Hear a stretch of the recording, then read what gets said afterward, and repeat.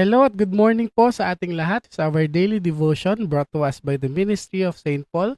Nawa gamitin po natin ang comment section, i-share po natin sa ating mga kaibigan at patuloy po nating ipalaganap ang pagmamahal ng pag-ibig ng ating Diyos kahit saan paman.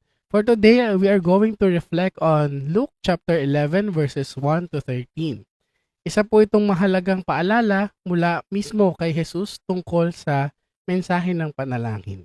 At yan po, no, araw-araw we are tuning into our prayer covenant at maaari siguro hindi ko na po babasahin ang ating text sapagkat I have prepared this devotion or this message that will incorporate the verses or the text of this. At this text is a very famous to our Christian tradition in which we also pray, we also sing this Lord's Prayer at makikita po natin dito sa ating pagbubulay-bulay kung ano ang naisabihin ng ating Diyos para sa umagang ito. Ayan po, no? For the short context of this text, one day the disciples saw Jesus praying. And after he prayed, one of them said, "Lord, teach us to pray." So Jesus taught them the Ama Namin, the Lord's Prayer, and then told the parable about someone knocking at a friend's door at midnight to ask for a bread. At dahil sa kakulitan na masasabi natin, no? O sa mas magandang salita, the word persistence, nakuha niya ang hiling niya. Then Jesus says, "Ask and it will be given. Seek and you will find. Knock and the door will be opened." Pero kung totoo tayo, minsan parang hindi totoo ito, di ba?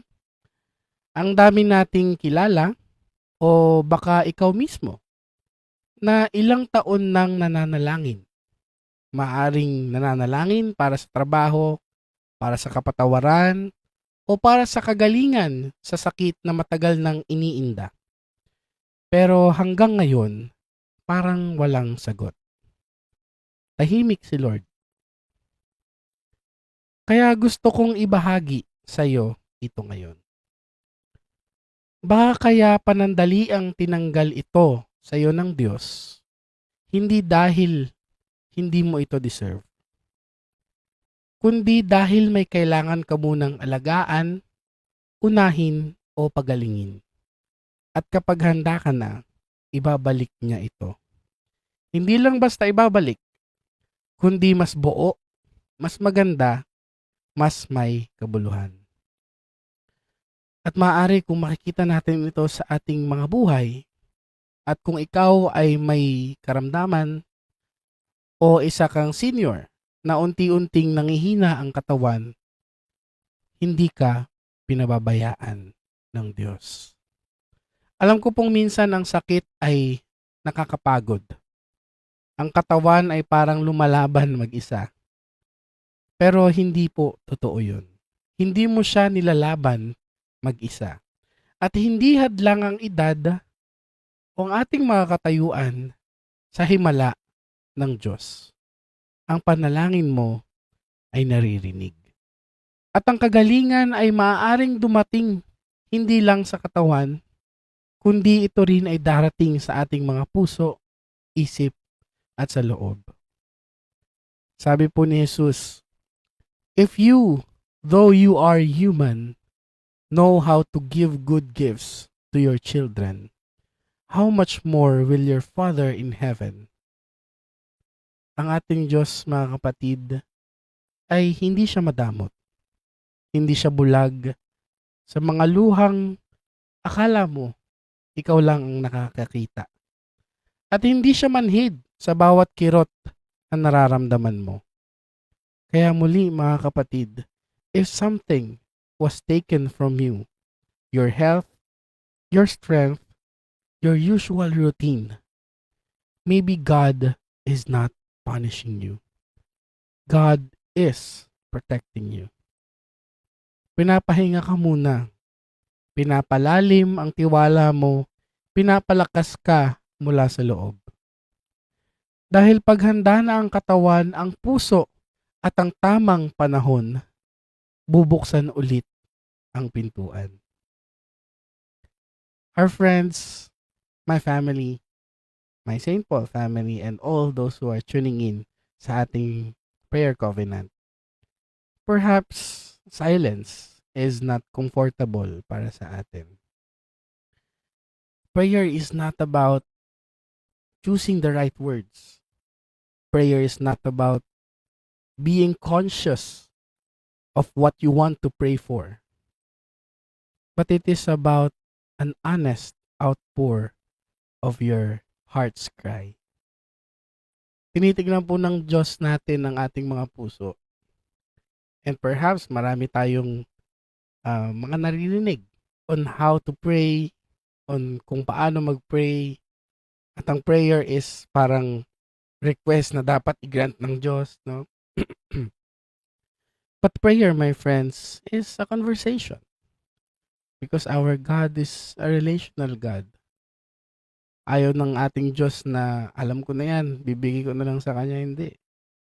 Ang ating Diyos, mga kapatid, is waiting for us na sabihin kung ano yung mga mabibigat sa ating mga puso. And God uses different instruments, different people. Maaring hindi nating kapamilya, maaring technology that we have, maaring yung prayer covenant natin, maaring hindi natin naririnig ang mga hinaing, ang mga pagsubok ng bawat isa. Sapagkat tayong mga tao ay marami tayong reservations on other people. But then God sees our hearts. Maaring hindi mo ma-share ang nais mong sabihin o ipanalangin sa iba. But I challenge you, my friends, to take this very moment to pray with me. Patuloy niyong ipanalangin kung ano yung mga bagay na nagpapahirap sa inyo at magtiwala na ang Diyos ay sasagot. Maaring hindi sa oras, panahon, pagkakataon na gusto natin. But always, God knows the best for us. It's not about being ready. It's not about being perfect before we do it. But it is about coming to God, bringing all of this, bringing our honesty, our faithfulness sa Kanyang hapag. Tayo pong lahat ay manalangin. Panginoon, salamat hindi dahil alam namin yung mga salitang dapat naming sabihin sa panalangin ito. Maari, Panginoon, hindi namin nakikita ang magandang umagang ipinagkaloob mo sa araw na ito. Maari, Panginoon, gumigising kami, we have a routine already. Maari, Panginoon, we sometimes forgot that we have to pause for a while, see your greatness, makita na ikaw ay kumikilos sa aming buhay. Maari, Panginoon, our anxiety, our depression, our problems, our stress on the finances, our stress on our health, our stress on our aging bodies is catching up to us. Maaring nahihirapan kami na makita yung plano mo sa buhay namin.